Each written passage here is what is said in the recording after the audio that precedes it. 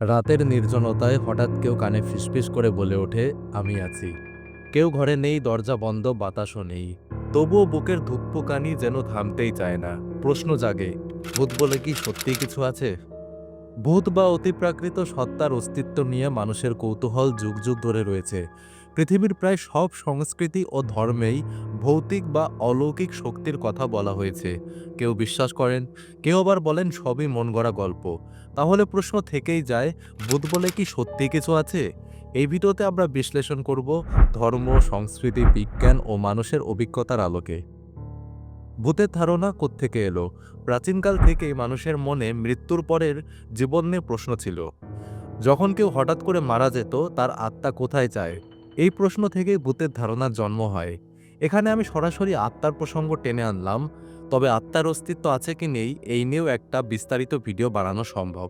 তবে প্রসঙ্গে থাকার সুবিধার্থে আমরা ধরে নিচ্ছি যে আত্মা আছে। অনেকেই বিশ্বাস করেন যেসব আত্মা শান্তি পায় না, তারা এই পৃথিবীতে থেকে যায় এবং ভূত রূপে আবির্ভূত হয়।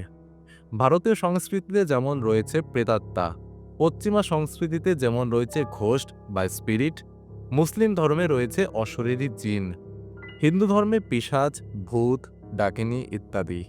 ধর্মীয় দৃষ্টিভঙ্গি থেকে যদি দেখি, তাহলে হিন্দু ধর্ম অনুযায়ী মৃত্যুর পর আত্মা শরীর ত্যাগ করে এবং পুনর্জন্ম নেয়।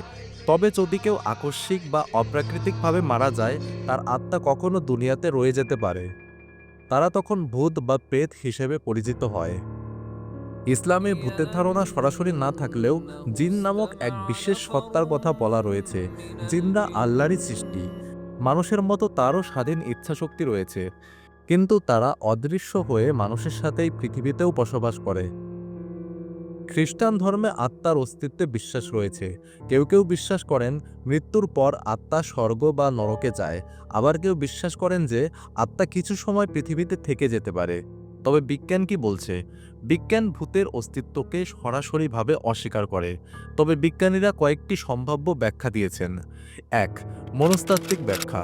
মানুষের মস্তিষ্ক ভীতিকর পরিস্থিতিতে বা মানসিক চাপের সময় বিভ্রম তৈরি করতে পারে। স্লিপ প্যারালাইসিস বা ঘুমের মধ্যে জাগরণ অবস্থায় মানুষ প্রায়ই ছায়ামূর্তি, চাপ অনুভব করে, যা অনেককে ভূতের উপস্থিতি মনে করায়। ২. Electromagnetic frequency. গবেষণায় দেখা গেছে কিছু পুরনো বাড়িতে ইএমএফ এর মাত্রা বেশি থাকে, যা মানুষের মনে অস্বস্তি, ভয়ের অনুভূতি তৈরি করে। ৩. ইনফ্রাসাউন্ড। কিছু কম ফ্রিকোয়েন্সি শব্দ ১৯ হার্টজ বা তার নিচে কানে না শুনলেও মানুষের শরীর কিন্তু অনুভব করতে পারে, যেমন মাথা ব্যথা, বমি বমি ভাব, ভয়, যা মানুষ ভূতের অনুভব হিসেবে ভুল ব্যাখ্যা করে।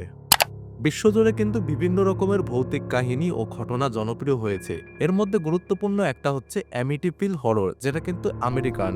এই বাড়িতে ভয়াবহ খুনের পর নতুন বাসিন্দারা নানা অতিপ্রাকৃত ঘটনার মুখোমুখি হন। পরে এটি নিয়ে সিনেমাও তৈরি হয়েছে। ভোপালের ভানখন্ডি হান্টেড হাউজও কিন্তু বেশ জনপ্রিয়। এখানে রাতে মানুষের কান্নার শব্দ শোনা যায় বলে দাবি করেন অনেক স্থানীয় মানুষ। স্কটল্যান্ডের এডিনবরা ক্যাসেল, এটি ইউরোপের সবচেয়ে ভৌতিক স্থানগুলোর মধ্যে একটি। অনেকেই এখানে অদ্ভুত ছায়া, কান্নার আওয়াজ কিংবা আচমকা ঠান্ডা অনুভব করেছেন। তবে মানুষ আসলে ভূতে কেন বিশ্বাস করে? এর পেছনে প্রথম কারণ হিসেবে বলা যেতে পারে মৃত্যু ভয়। মানুষ জন্মগতভাবে মৃত্যুকে ভয় পায়। মৃত্যুর পরে জীবনকে বুঝতে না পারায় অনেকে আত্মার অস্তিত্বে বিশ্বাস করেন।